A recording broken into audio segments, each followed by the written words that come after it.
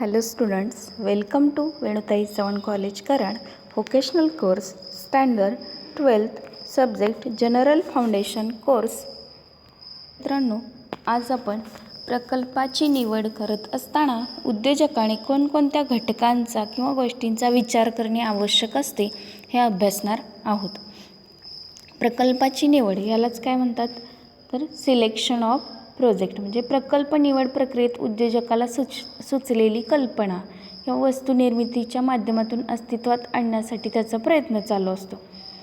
मग या माध्यमातून उद्योजकाला नवीन उपक्रमांची सुरुवात करायची असते. नवीन उपक्रम सुरू करण्याचे धाडस हे प्रामुख्याने मानवी आशा आकांक्षा किंवा व्यक्तीची गरज याच्याशी संबंधित असते. म्हणजे आपण प्रकल्प कधी हातात घेतो ज्यावेळेस आपल्याला त्या गोष्टीची गरज असेल त्यावेळेसच आपण तो प्रकल्प हाती घेत असतो.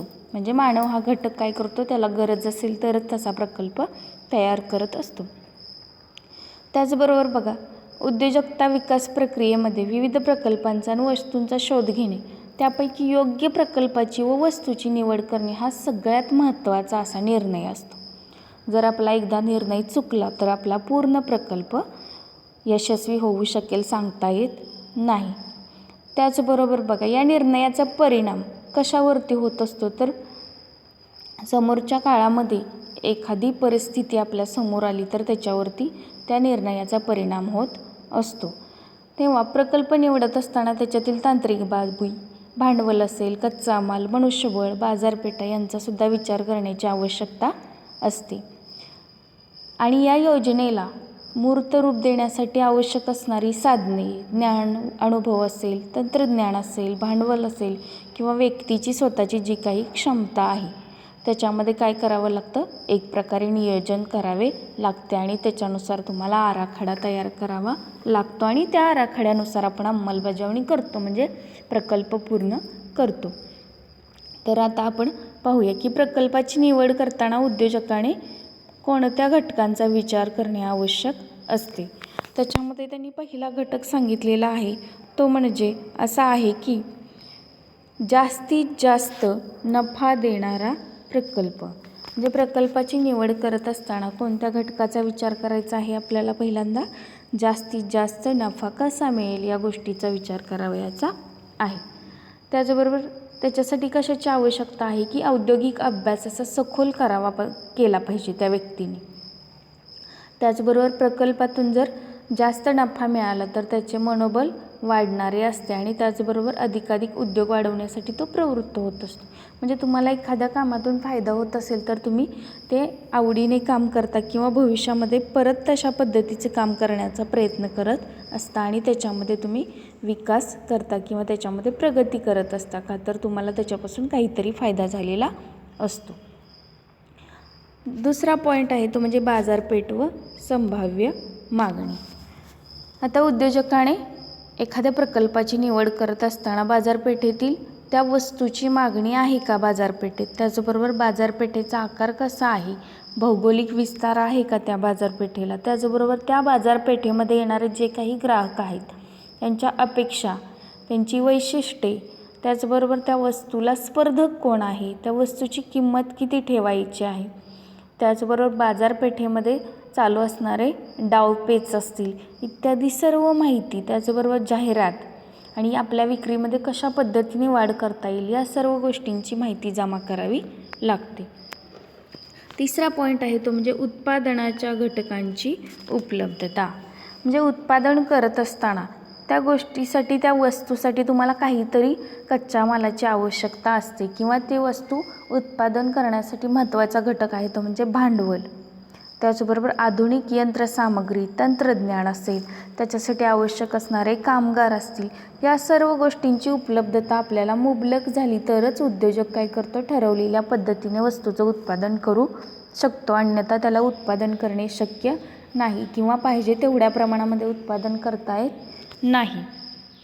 त्यामुळे उत्पादनासाठी आवश्यक असणाऱ्या घटकांची उपलब्धता आहे का हे प्रथम पाहावे लागते. नंबर 4 आहे तो म्हणजे स्पर्धक. आता वस्तूची निवड करत असताना त्याच प्रकारची वस्तू बनवणारे इतर स्पर्धक, उत्पादक, त्याचबरोबर त्या स्पर्धकांची क्षमता, त्यांच्या वस्तूंचा दर्जा कसा आहे आणि आपल्या वस्तूचा दर्जा चांगला आहे का त्यांच्यापेक्षा, की कमी दर्जाची आपली वस्तू आहे, याचा सुद्धा व्यवसायावर परिणाम होत असतो. म्हणजेच प्रकल्पाची निवड करत असताना स्पर्धकांना तोंड देऊ शकतो काय, त्याचबरोबर स्पर्धेत आघाडीवर राहण्यासाठी म्हणजे आपलीच वस्तू जास्त लोकांनी पसंत करण्यासाठी योग्य अशी उपाययोजना किंवा शास्त्रीय पद्धतीने अभ्यास करून चांगल्या दर्जाची वस्तू निर्मिती करावी लागते. म्हणजे उद्योजकाला स्पर्धकांचा सुद्धा विचार करावा लागतो. नंबर 5, औद्योगिक धोरण व शासकीय सोयी सवलती. नंबर 5 आहे औद्योगिक धोरण व शासकीय सोयी सवलती. म्हणजे उद्योजकाने व्यवसायाची निवड करताना औद्योगिक धोरण, सवलती यांचासुद्धा अंदाज घ्यावा लागतो. उद्योजकांसाठी सरकार वेळोवेळी औद्योगिक धोरण जाहीर करत असते, तेव्हा आपल्या उपक्रमाबाबत सरकारचे धोरण काय आहे किंवा आपण ज्याच वस्तूचे उत्पादन करत आहोत त्या वस्तूला सरकारने वेगळे धोरण आकारलेले आहे का, याचासुद्धा अभ्यास उद्योजकाला करावा लागतो. किंवा त्या प्रकल्पातून आपल्याला जास्त सोयीसुविधा उपलब्ध होत आहेत का किंवा त्यातून आपला नफा होणार आहे का, याचासुद्धा अभ्यास करावा लागतो. पुढे 6, योग्यता विश्लेषण. म्हणजेच काय तर प्रकल्प निवडताना उद्योजकाने स्वतःची योग्यता किंवा आपल्याकडे ज्या काही क्षमता आहेत यांची तपासणी करणे आवश्यक आहे. फक्त प्रकल्प उभारलेला आहे आणि स्वतःमध्ये तेवढी करून दाखवण्याची कुवत नसेल तर काही उपयोग नाही त्या प्रकल्पाचा. त्यामुळे स्वतःची क्षमता किती आहे याचा विचार करूनच प्रकल्प हाती घ्यावा.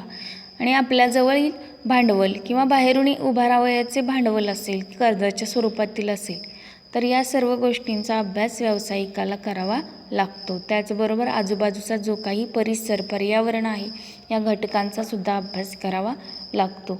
म्हणजे उदाहरणार्थ तुम्ही जर ठरवले की रेनकोटचं प्रोडक्शन करायचं आहे तर तुम्ही उन्हाळ्यातच करून उपयोग आहे का, करावयाचे आहे आपल्याला, ते ठराविक कालावधीमध्ये बाजारपेठेमध्ये ती वस्तू तुम्हाला घेऊन गेले पाहिजे. म्हणजे आजूबाजूच्या पर्यावरणाचा, वातावरणाचा तुम्हाला विचार करावा लागणार आहे. रेनकोट घेऊन थंडीच्या दिवसात विक्रीला बसला तर कोण येणार आहे का खरेदीला, ग्राहक नाही येणार. त्याच्यासाठी तुम्हाला वातावरणाचा सुद्धा विचार करावा लागेल. म्हणजे आपण जे काही उत्पादन करतोय तो योग्य कालावधीसाठी करतोय का याचा सुद्धा अभ्यास केला पाहिजे. नंबर 7, आर्थिक घडामोडी व सभोवतालचे वातावरण. 7 आहे आर्थिक घडामोडी व सभोवतालचे वातावरण. प्रकल्पाची निवड करीत असताना राष्ट्रीय असेल, आंतरराष्ट्रीय स्तरावर होणाऱ्या ज्या काही घटना असतील, घडामोडी असतील यांचा सुद्धा अभ्यास केला पाहिजे. आपल्याला अनुकूल ठरणाऱ्याच प्रकल्पाची निवड केली पाहिजे किंवा त्याला मागणी नसेल, त्याच्यावरती बहिष्कार असेल अशा वस्तूंचं उत्पादन करून चालणार नाही. त्यामुळे उद्योजकाला आपल्या जमेच्या बाजू असतील, कमकुवत बाजू कुठली असेल, की जो विकनेस पॉईंट आहे ती वस्तू आपण तयार करू शकत नाही किंवा आपल्याकडे ती वस्तू निर्मितीसाठी काही वस्तू उपलब्ध नाहीत यांचा अभ्यास करावा लागेल. किंवा प्रगती होईल का आपल्या व्यवसायाची, त्याला संधी आहे का बाजारपेठेमध्ये, त्याचबरोबर व्यवसायामध्ये अडथळे कोणते येतील, या सर्व गोष्टींचे उद्योजकाला ज्ञान असणे आवश्यक आहे. त्याचबरोबर वातावरण अनुकूल असेल तर प्रकल्पाची निवड करणे हिताचे ठरते. अनुकूल वातावरण असेल, पावसाळ्याचे दिवस आहेत, रेनकोटचं उत्पादन केलं तुम्ही तर त्याचा फायदा होईल, हिवाळ्यामध्ये करून काही फायदा होणार नाही. शेवटचा पॉईंट आहे तो म्हणजे सामाजिक हित. म्हणजे उद्योजकाने काय केलं पाहिजे की आपल्या प्रकल्पातून समाजाच्या गरजा पूर्ण झाल्या पाहिजेत, त्यांचे समाधान झाले पाहिजे, त्याचबरोबर जास्तीत जास्त रोजगाराची निर्मिती झाली पाहिजे, अशाच गोष्टींचा विचार केला पाहिजे किंवा याच्याशी संबंधित असणारेच प्रकल्प तयार केले पाहिजेत. आणि या बाबी, या गोष्टी पूर्ण होतात का याचा विचार करून उद्योजकाने आवश्यक त्या पद्धतीने उत्पादन केले पाहिजे. आणि प्रकल्पाचे अंतिम उद्दिष्ट जरी नफा मिळवणे असले तरीसुद्धा त्याद्वारे ग्राहकांचं शोषण होता कामा नये. ग्राहकांना ती वस्तू परवडली पाहिजे, केवळ आपलाच फायदा जाणून काही उपयोग होणार नाही. समाज या घटकाचा सुद्धा विचार करणे आवश्यक आहे, तरच उद्योजक हा भविष्यामध्ये यशस्वी होऊ शकतो आणि त्याच्या प्रकल्पाचा विकास होईल, प्रगती होईल आणि त्याच्यातून त्याला जास्तीत जास्त यश मिळेल. त्यामुळे प्रकल्प ठरवत असताना प्रकल्पातील घटक जे काही आहेत ते महत्त्वाचे आहेत आणि ते उद्योजकाने त्याचा विचार केला पाहिजे, तरच तो यशस्वी उद्योजक होऊ शकतो.